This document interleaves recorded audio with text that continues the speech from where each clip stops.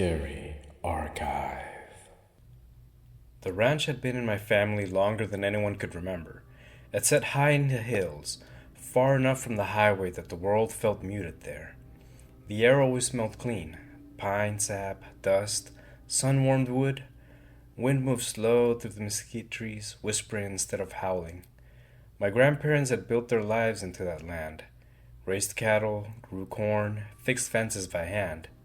When they passed, it felt like the land went quiet with them. No one lived there anymore. We only came back for holidays and family reunions. Just before one of those reunions, my cousin and I arrived early on a Friday. Everyone else was coming the next day, but we wanted time. Time to walk the land, fish the creek, sit by the fire pit where our grandparents used to tell us stories and pretend to not watch us so closely. We packed light: sleeping bags, canned food, lanterns, no cell service out there, and no neighbors for miles, just the mountains and sky, and a house waiting for us. It felt good to be back. The house hadn't changed. Thick adobe walls that kept the heat out, doors that swelled, stuck with age. The same smell: dust, dried herbs, old fabric, like the place had been holding its breath since the last time someone lived there. We opened windows, swept floors, laughed about how our grandparents used to yell at us for running inside with muddy boots. And by late afternoon, our friend showed up, Rambo. He didn't bark when he arrived. He never did. You just look up, and there he was, sitting near the fence line, like he always had been there, always near that old mesquite tree. Rambo was our grandparents' dog, an old German shepherd. After they passed, the neighbors up the road, about 2 miles away, took him in. He had a new home, new routine, but some days he'd come back, especially when he knew we were around. He was older now. His muzzle had gone gray, his hips were stiff, but when he saw us, his tail wagged the same way it always had. Slow, heavy, like it meant something. He let us scratch behind his ears, leaned his weight into us, followed us around the property as if he was checking that everything was still where it should be. He stayed close, and every time one of us wandered too far from the house, he'd followed. When the wind picked up, he'd stop and stare into the trees, ears raised, listening to things we couldn't hear. Just before sunset, Rambo left. He didn't run, didn't rush, he just walked down the dirt road like an old man heading home. Halfway down, he stopped, turned around, looked back our way, looked at the house for a long moment. Then he disappeared down the road. The night fell fast out there. As soon as the sun drops, it feels like someone shut a door. The mountains swallow the light. The stars come out sharp and bright. We lit the lanterns, ate some snacks, and sat at the table talking about nothing important. Some silly conversation, maybe about Superman versus Goku. And that's when we heard a knock. 3 slow taps, not aggressive, not hurried, but rather intentional. We froze and looked at each other. No one should have been out there this late at night. There were also none of the usual signs of a visitor, like some headlights or engine noise. No footsteps on the gravel road, just darkness outside the door. I called out, asking who it was, already knowing how wrong this all felt. A woman answered. Her voice was calm, polite, almost entertained by us. She said she needed to come in. My cousin asked, "What? Why?" There was a pause, very deliberately, like toying with our emotions. She said my grandparents owed her something, something that belonged to her, something inside that house. I told her our grandparents were gone, that we have no idea what she's talking about, and she better leave because she is not welcomed. She chuckled, like she'd heard our excuses before. She yelled, "That doesn't change what's owed." I lifted the lantern to the window. The light barely reached the porch. I could see her shape, standing just out of reach, still, waiting. Then she shifted. The lantern light helped me catch a better glimpse of her. Her face looked old and pale, long dark hair, and a disturbing grin that rattled me. My cousin started praying instantly, loud, steady, and desperate. The prayers our grandmother taught us, the ones she said worked. I asked him, why was he panicking? I mean, at this point, yes, it was weird that a strange old woman was at the door, but it could have just been someone's mentally ill grandmother lost in some fugue state of mind. He said to me, "That thing outside is no one's grandmother. Did you not see her bottom half?" I looked at him perplexed. I had only paid attention to her face. "They looked bent," he said to me. I asked, "What are you talking about?" He was a sobbing mess, and I could barely understand him. "Her legs! They were dark and jointed like a horse or a goat. Unnatural, like something that had just learned to stand upright." I staggered back from the door and joined my cousin in prayer. Outside, the woman sighed. "You can't pray your way out of debt," she said. "You can only delay it." She stepped closer to the window to make herself more visible by the porch light. Her face was pale and creased with age. Her smile was too wide, too knowing. In her hands were large iron scissors, old, heavy, stained from years of use. She opened them. Click. Closed them. Click.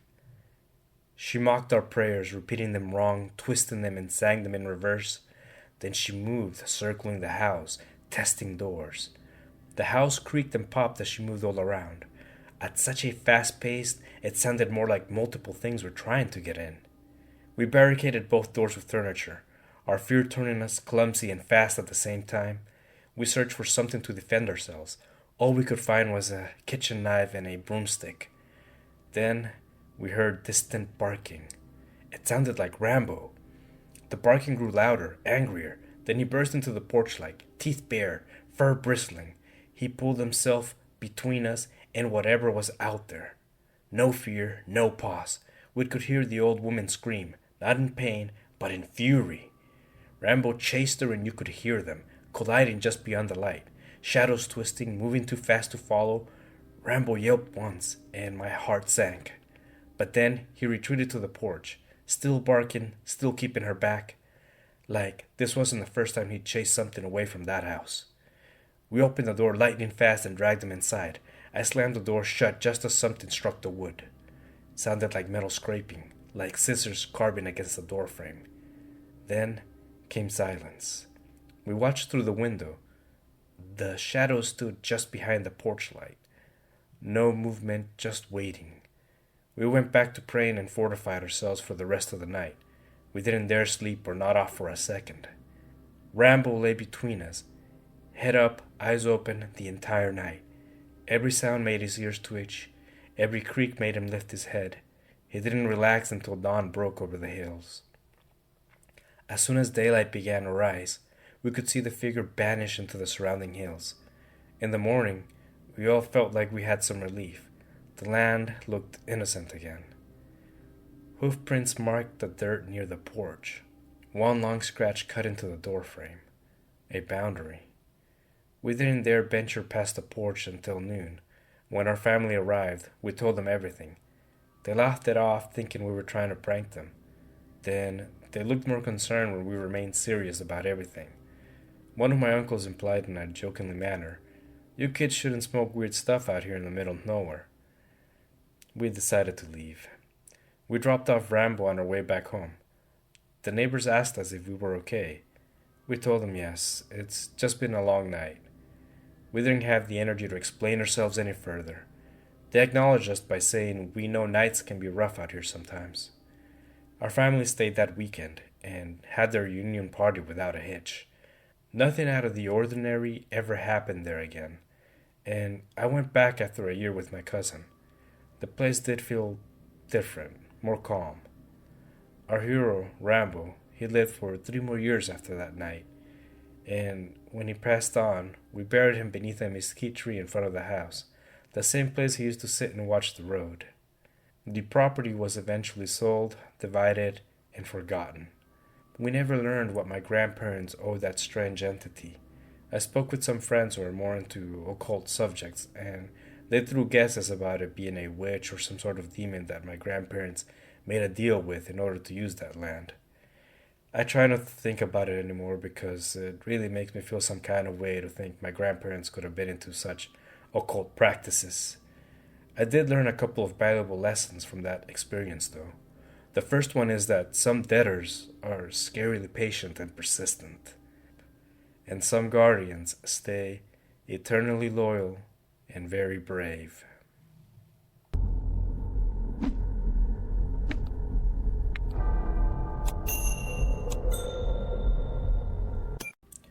I was a schoolteacher in rural Oaxaca in the early 1990s, and it remains the work I am proudest of.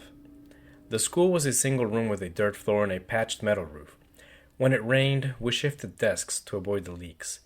Many of the children arrived hungry, some barefoot, some having walked hours through the hills just to be there. And yet, they learned faster than any students I had ever taught up to that point. They were eager in a way that stays with you. Within months, children who had never held a pencil were reading aloud, writing full sentences, asking for more books than I could carry. I loved that job, enough to structure my whole life around it. I stayed near the school during the week, and every other weekend returned to the city for supplies like books, chalk, medicine, and some food. Then walked back to teach a whole nother week. It became a rhythm, familiar and predictable. Years later, some of the children even found me. One became a teacher himself, another became a computer engineer. When they thanked me, I always told them the truth. I had only shown up and they did all the work. Back then, I was young, healthy, overconfident, in a way that comes from believing the world behaves logically if you pay enough attention. And because nothing had ever gone wrong on that route before, I assumed nothing ever would. The day this story happened began like any other. I was meant to return to the city early that morning. My ride, a small truck that made the trip whenever it could, was supposed to arrive before dawn. When it didn't, I wasn't alarmed. Breakdowns were common. Delays were part of life out here. Waiting would have cost me an entire day, though, and I didn't want to fall behind, so I made a decision that felt reasonable at the time. I would walk to the next village, where I knew I could find proper transportation. It was still dark when I set out, just before dawn, when the air is cool and the land feels suspended between night and morning.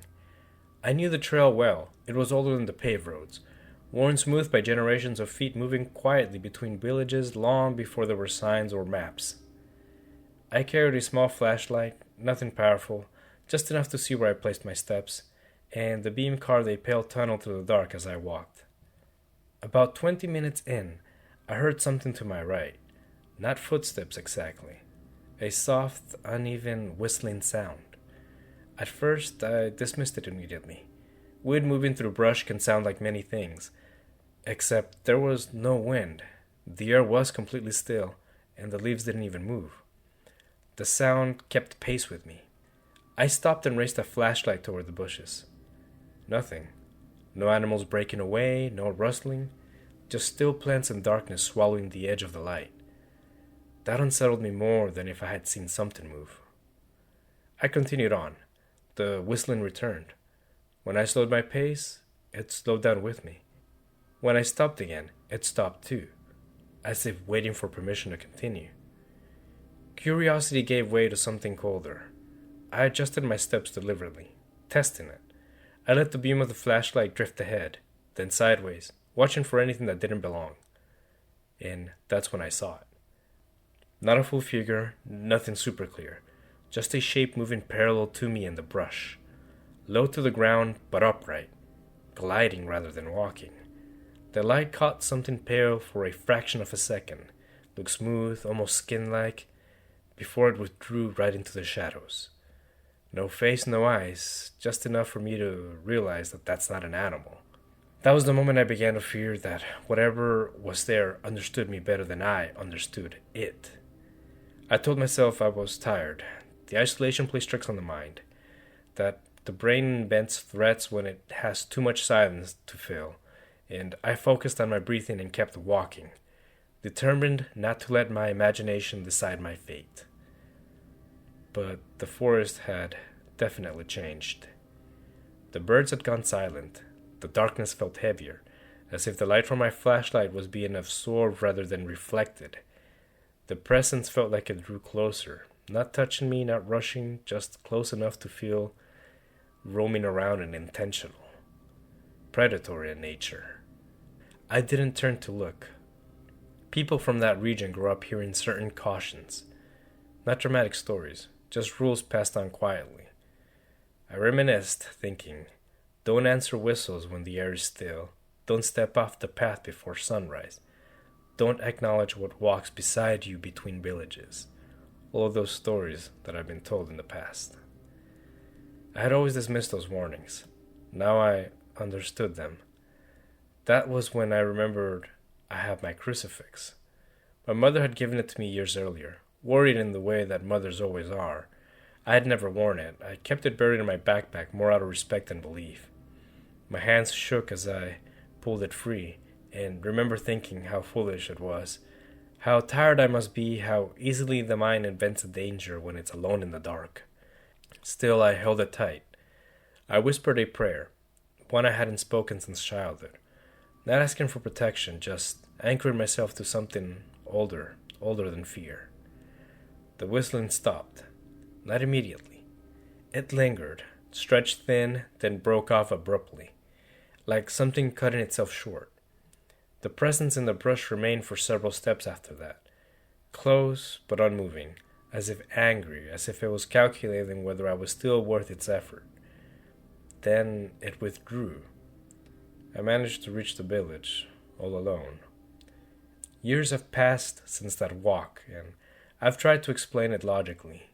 Fatigue, stress, the strange way the hours before dawn distort perception. Those explanations still satisfy the rational part of my mind. I remain a skeptic, but I've never walked that trail again before sunrise. Because whatever followed me that morning wasn't just curious. It wasn't lost, and it wasn't kind. It seemed to be more ancient than I could have imagined, and it was waiting for me to make a mistake. The chills. Tap like, hit subscribe, and ring the bell if you dare. More nightmares await.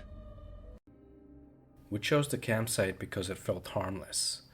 6 of us friends from college, traveling through rural Mexico after finals. No deadlines, no responsibilities, just tents in the trunk and a vague recommendation from someone who said, yeah, people camp there sometimes. The spot sat near a slow river bend, a few kilometers off the highway. No signs, no markers, just a dirt turnout. Trees pressed close together and water sliding past stones like it had nowhere else to be. By late afternoon, it felt perfect. The ground was flat, the trees blocked the wind, cicadas buzzed steadily like the land breathing. Smoke from our fire drifted straight up, undisturbed. It was the kind of calm that makes you careless. About an hour before sunset, we noticed another campsite. A young couple, relaxed, sitting up not far from us, just past a line of mesquite trees. Close enough to see their fire, close enough to hear laughter. They waved first, we waved back. Later, they walked over. They were friendly in a way that didn't feel forced. The man laughed easily. The woman smiled with a warmth that made you feel like you'd known her forever. They'd been traveling south, camping wherever felt right. No drama, no reservations, just collecting stories about rough roads and crooked tent poles. We shared food. Someone passed around some mezcal. The night deepened around us. At one point, the woman looked toward the river and said, almost to herself, "It's really peaceful here at night." We brought the guitar out, we sang, laughed, and someone even joked about ghosts. Around 11, the air cooled, the fire burned low, and the couple said goodnight as they walked back toward their campsite, flashlights bobbing between the trees. Their fire went out soon after. We stayed up a little longer, voices dropping, the river louder now, when, out of nowhere, we hear blood-curdling screams. It came from the direction of the river bend. Sharp, panicked, and real. We didn't hesitate. We grabbed our flashlights and ran. Branches snapped under our feet. Someone shouted the couple's names, though none of us could later remember learning them. The screaming stopped as suddenly as it had started, cut clean, like a door slamming shut. There was nothing there. No tent, no footprints, or a fire pit. Just bare ground. We swept our lights in widening circles, searching for something, any sign that people had been there minutes earlier. The dirt was smooth, undisturbed. Even the riverbank showed no marks.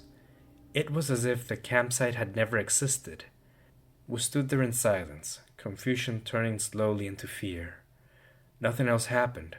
No movement, no sounds, just insects and water. We decided to leave immediately. Packed everything in minutes and drove straight to the nearest town, hands shaking on the wheel, trying to rehearse an explanation that already felt impossible. At the police station, the officer listened quietly. When we finished, he didn't ask questions. He just nodded. "You saw them," he said.